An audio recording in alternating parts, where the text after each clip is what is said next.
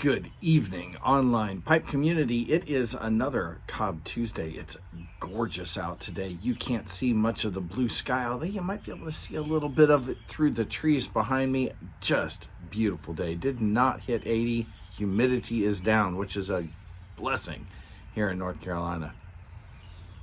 So it is another gorgeous Cobb Tuesday. Got my Cobb Tuesday Cobb, got my Cobb Tuesday hat. Today's Cobb, Missouri Meerschaum Patriot. Nice size Cobb. In it, oh my goodness. In it, we have none other than the Toscano Maestro Puccini. Now, Beans raved about this stuff a week or two ago. I was gifted this tin by Will Bill. Thank you so much. I cannot tell you just how delicious this blend is. Now, y'all know I like strong blends. I like the dark fired Kentuckys. I like the black and brown Irish twists. I like cigar blends. I like strong burleys like Old Joe Krantz, and even better, Haunted Bookshop. Where for me, Mac Barron's HH Old Dark Fired was a 4, and their HH Bold Kentucky was a 5.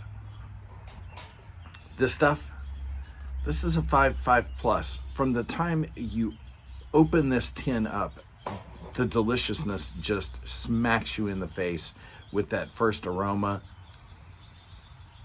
The tin says nothing about anything in it except for Kentucky's, American and Italian varieties, and it is just from first light to the end of the bowl. I cannot tell you how much I love this stuff. It's right up there at the very top with John Cotton's double press dark fired and the bold Kentucky, and it may even be tastier than either one of those.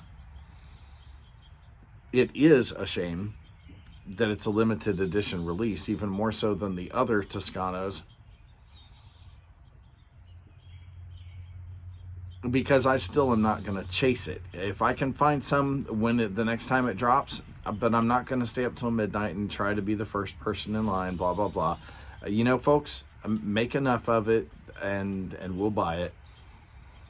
It is, however, this is easily another 5-star, one of those rare 5-star blends for me. It is just, did I mention it's delicious?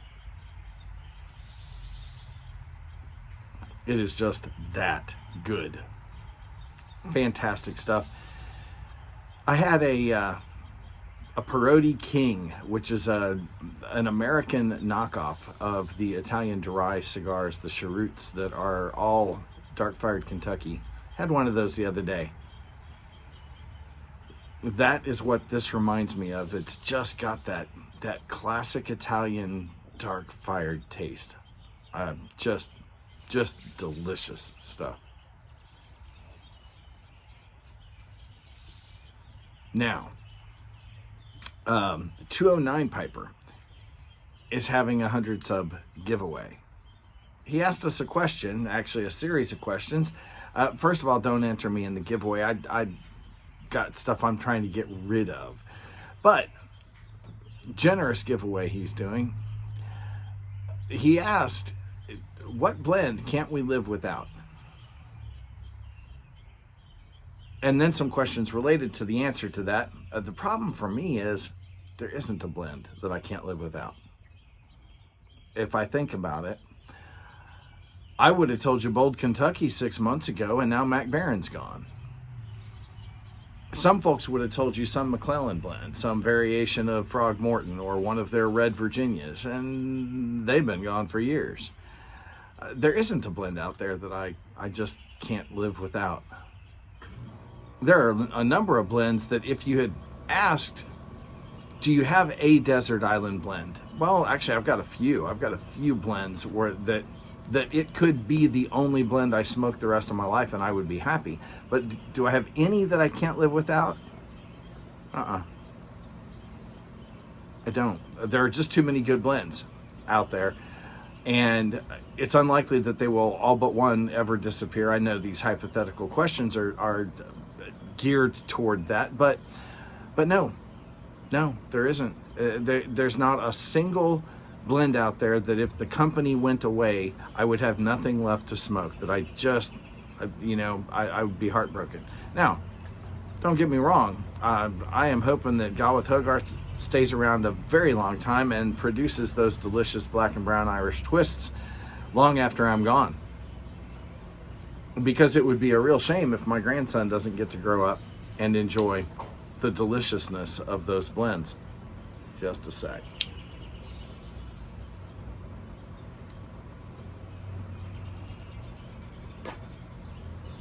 I mentioned this stuff is awfully good. Toscano, Puccini. If you can find it, you'll be lucky. It's good stuff. But even those two blends, which are my favorite blends around, if they were to disappear, I can live without them. There's other stuff. One of the guys answered Carter Hall. If everything else disappeared, I'd be happy with Carter Hall. But if Carter Hall disappeared, there's still a lot of other stuff out there. So, no, sorry.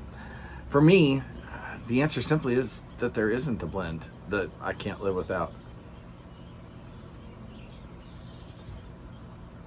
I have, however, enjoyed seeing the responses of all of you guys to his question.